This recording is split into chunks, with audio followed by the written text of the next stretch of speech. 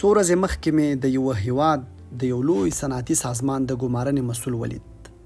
دی په کال کې 4 میاشتې په لویو کالجونو ګرځېده چې د وروستي کال په محصلینو کې ځینې خلک د مدیریت روزنیزې دورې او بیا په شرکت کې ګمارنې ته پیدا کړي. له خبرو یې داسې ښکارېدل چې د ځوانانو له لیدلوریو او نظریاتو ډېر راضي نه وو. زیاتره وخت د ورځې له 8 تر 12 تنو سره مرکې کوو. ټول د خپل ټولګي له اول نمره تر 3 نمرګان دي او له موږ سره کار ته څه ناڅه لیوالتیا هم لري. موږ د ګمارلو په لومړي پړاو کې د خلکو د انګیزې پیژندلو ته ډېر پام کوو.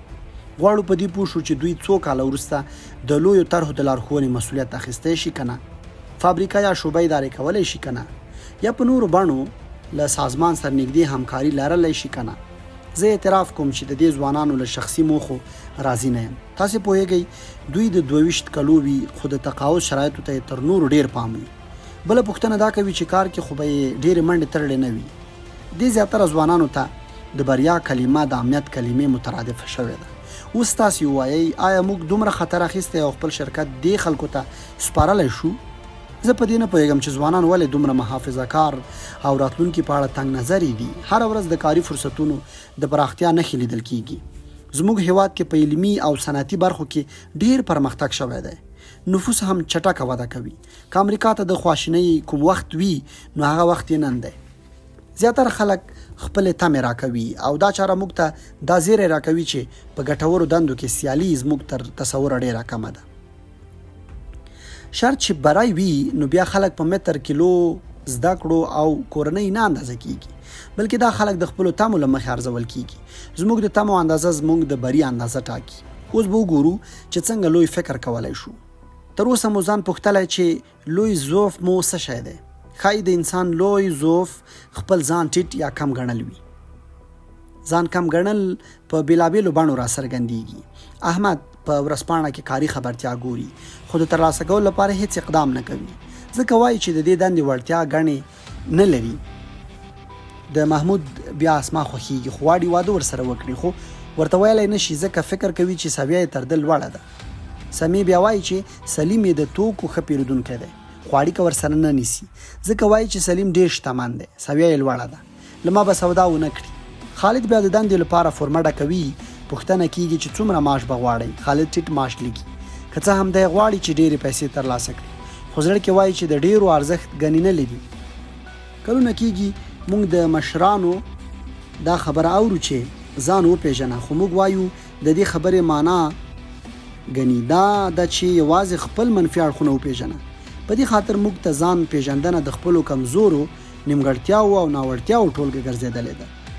البته د نیمګړتیاو پېژندل هم ښه کار دی ځکه موږ ته هغه برخې راښیي چې پرمختګ مو پکې لا نه دی کړی. خو که یوازې په همدې پسې ګرځو نو له ستونزو سره مخ کیږو او ارزښت بایلو. دلته یو تمرین در سره دا مرسته کوي چې خپلې وړتیاوې وپېژنئ. ما دا تمرین د اجرایوي مدیرانو او خرڅلاو برخې له کارکوونکو سره کړی او ښه پایله مې ترې لرلې ده. خپل له 5 ښېګڼې ولیکئ او په دې کار کې له یو رښتیني ملګري هم مرسته وغواړئ. مثلا د ژوند ملګری یا ملګرې، رئیس، استاد، ټولګیوال یا بل هر څوک چې د موضوع په اړه رښتینی نظر درکړي. ما په هغه روزنیزه برنامه کې دا ښېګڼې امتیاز ذکر کړي وو: زده کړې، فني مهارتونه، څېره، ښه کور او ژوند، نظریات، شخصیت، نوښت.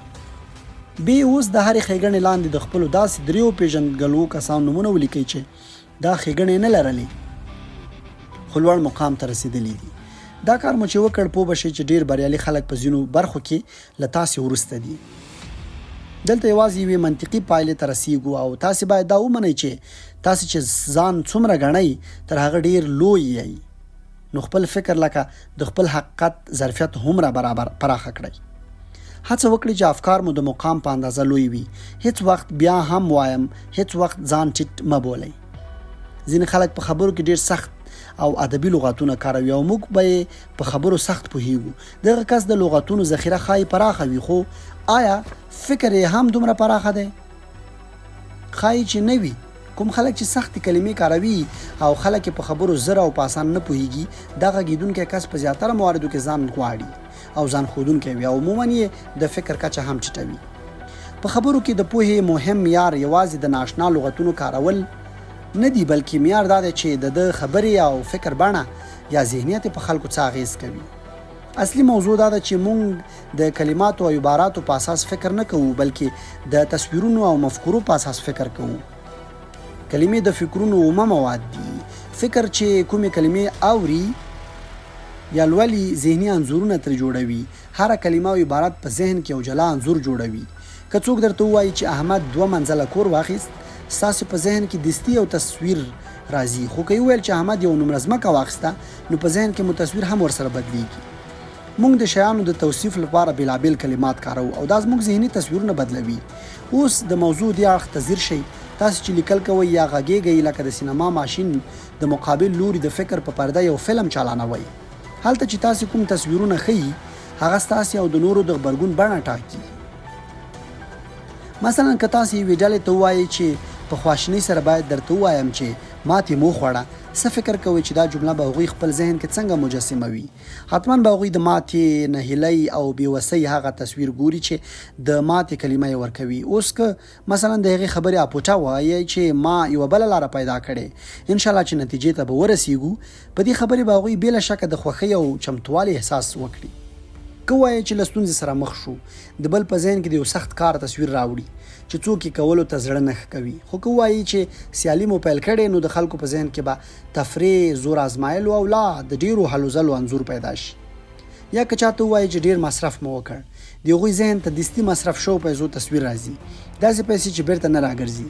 دا ډیر بد تصویر دی. خو که ورته وایي چې لویه پانګونه مو وکړه، نو خلک دستي د داسې یو کار تصور کوي چې ډیره ګټه به ولري او دا تصور به حتما خوندور وي. خبره دا ده چې لوی فکر په خپل او د نورو په ذهنونو کې د مثبت خوشبینتوب او خوندور تصویر رامنځته کوي. د لوی فکر لپاره باید داسې کلمې او عبارات وکارول شي چې په ذهن کې لوی او مثبت تصویرونه راوړي.